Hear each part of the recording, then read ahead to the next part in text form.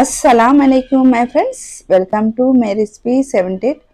ఇవాళ మన రెసిపీ సింపుల్గా టేస్టీగా ఉండే అరటికాయ ఫ్రై అయితే చూడబోతున్నాం. రండి ఫ్రెండ్స్, వీడియోకి వెళ్ళిపోదాం. ముందుగా ఇలాగ 2 అరటికాయలు తీసుకోవాలి. ఇలా అరటికాయలు తీసుకున్న తర్వాత ఈ 2 చివరన ఈ మొదలైతే కట్ చేసుకోవాలి. ఇలా కట్ చేసుకున్న తర్వాత ఇప్పుడైతే ఈ పైన తోలంతా ఇలాగా చెక్కోవాలి. ఇలాగ 2 అరటికాయలకి ఇలాగ పైన తోలంతా ఇలా చెక్కి తీసుకోవాలి. ఇలాగా చెక్కిలా తీసుకున్న తర్వాత ఇప్పుడైతే కట్ చేసుకోవాలి. అంతా అరటికాయల ముక్కలంతా ఒకేలాగా ఈవెన్గా కట్ చేసుకొని తీసుకోవాలి. ఇలా అరటికాయలు అన్నీ ఇలా కట్ చేసుకున్న తర్వాత ఇప్పుడు కొద్దిగా నీటిలో కొద్దిగా పసుపు వేసుకొని కట్ చేసి పెట్టుకున్న అరటికాయ ముక్కలన్నీ ఇప్పుడు ఈ పసుపు నీటిలో వేసి ఉంచుకోవాలి. వెలిగించి ఒక పాత్రలో నీళ్ళు పెట్టి దానిపైన ఒక జాలిలా పెట్టి కట్ చేసి పెట్టుకున్న అరటికాయ ముక్కలన్నీ ఇలా వేసుకొని 5 నిమిషాలకి హై ఫ్లేమ్లోనే మంట పెట్టుకొని ఇలాగ అరటికాయ ముక్కలన్నీ ఇలాగ ఉడికించుకోవాలి. ఇప్పుడు ఒక మిక్సీని తీసుకొని 3 టేబుల్ స్పూన్ల పుట్నాల పప్పు ఇలా వేసుకోవాలి.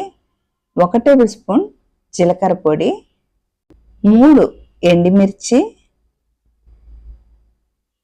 ఇప్పుడు ఇది పౌడర్ లాగా ఆడించుకోవాలి. ఇలాగా ఇప్పుడు ఈ పుట్నాల పౌడర్ నచ్చి పక్కన పెట్టేసి ఇప్పుడు అరటికాయ ఉడికిందా లేదా అని చూద్దాము. 5 నిమిషాలు అయితే అరటికాయ పర్ఫెక్ట్గా ఉడికిపోయి ఉంటుంది. చూసారా ఇలాగా. ఇప్పుడు అరటికాయని తీసి పక్కన పెట్టేసి చల్లరనివ్వాలి. ఇప్పుడు స్టవ్ మీద కళాయి పెట్టుకొని ఒక 4 టేబుల్ స్పూన్ అంతా ఇప్పుడైతే ఆయిల్ వేసుకోవాలి. ఆయిల్ ఎక్కాక 1 టేబుల్ స్పూన్ జీలకర్ర, 1 టేబుల్ స్పూన్ ఆవాలు వేసుకోవాలి. ఒక 5-6 ఎల్లిపాయలు తీసుకొని పైన పొట్టు తీసి ఇలా బాగా చితక కొట్టుకొని ఇలా వేసుకోవాలి.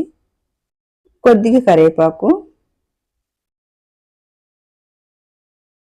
ఇలా కొద్దిగా బాగా వేగిన తర్వాత ఇప్పుడు కొద్దిగా ఇంగువ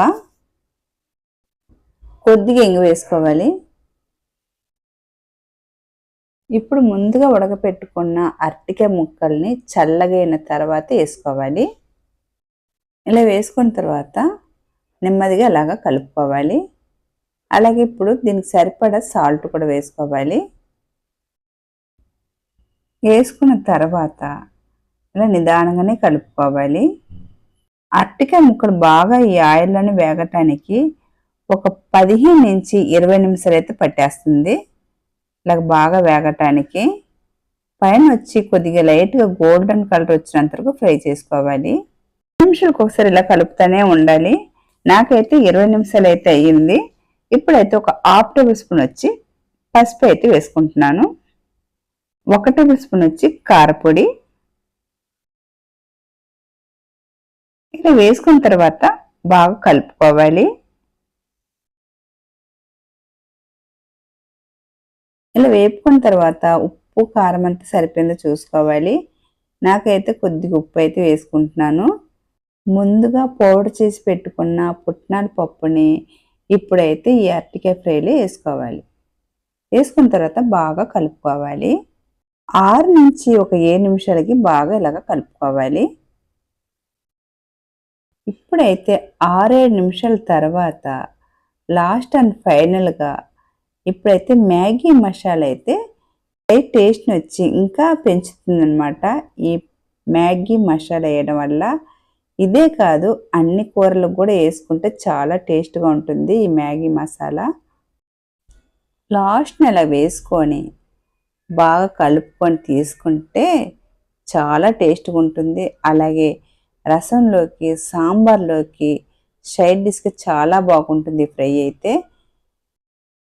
మీరు ఒక్కసారి అయితే తప్పక ట్రై చేయండి, చాలా టేస్ట్గా ఉంటుంది.